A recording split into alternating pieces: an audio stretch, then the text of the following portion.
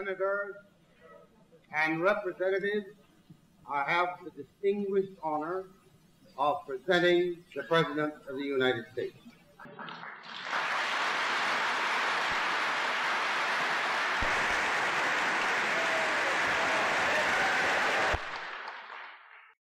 Mr. Vice President, Mr. Speaker, members of the Senate, of the House of Representatives, yesterday, December 7th, 1941, a date which will live in infamy, the United States of America was suddenly and deliberately attacked by naval and air forces of the Empire of Japan.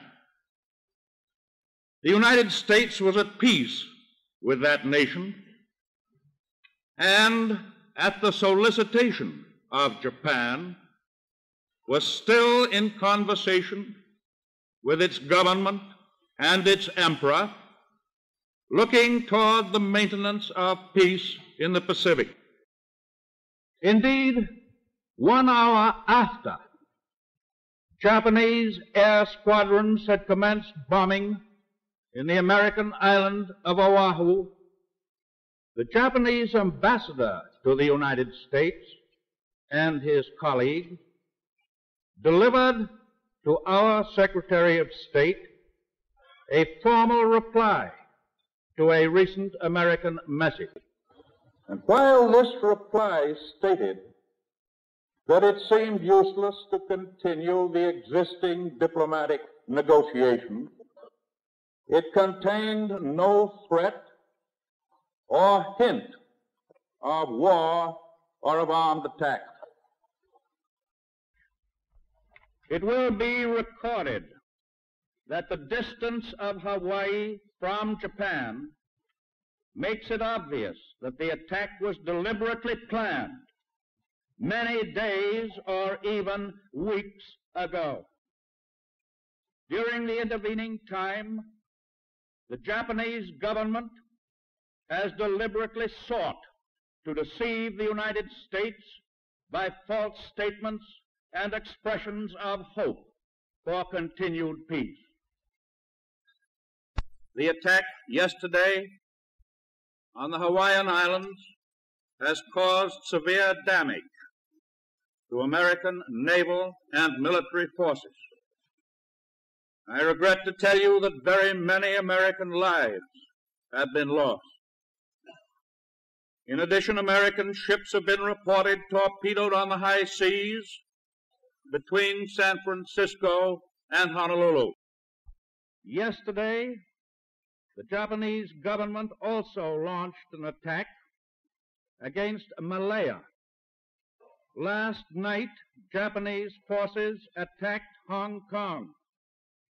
Last night, Japanese forces attacked Guam. Last night, Japanese forces attacked the Philippine Islands. Last night, the Japanese attacked Wake Island. And this morning, the Japanese attacked Midway Island.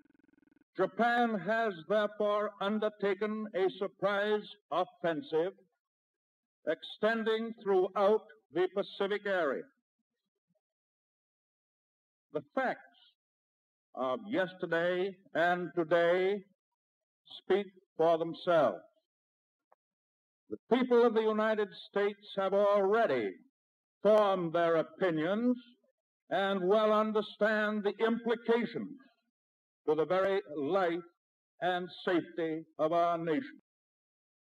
As Commander-in-Chief of the Army and Navy, I have directed that all measures be taken for our defense, but always will our whole nation remember the character of the onslaught against us.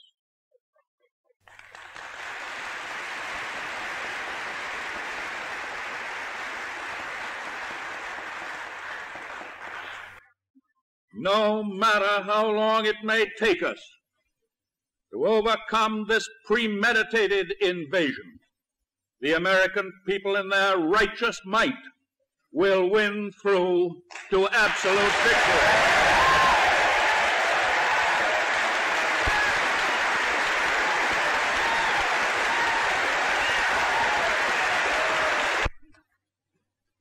I believe that I interpret the will of the Congress and of the people when I assert that we will not only defend ourselves to the uttermost, but will make it very certain that this form of treachery shall never again endanger us.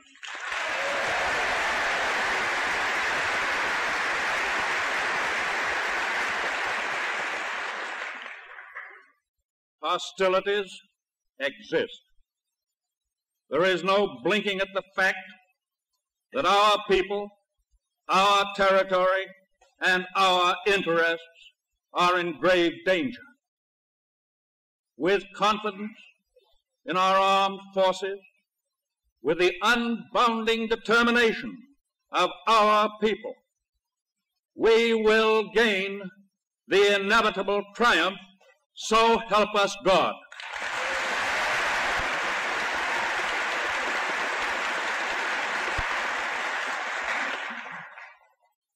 I ask that the Congress declare that since the unprovoked and dastardly attack by Japan on Sunday, December 7th, 1941, a state of war has existed between the United States and the Japanese Empire.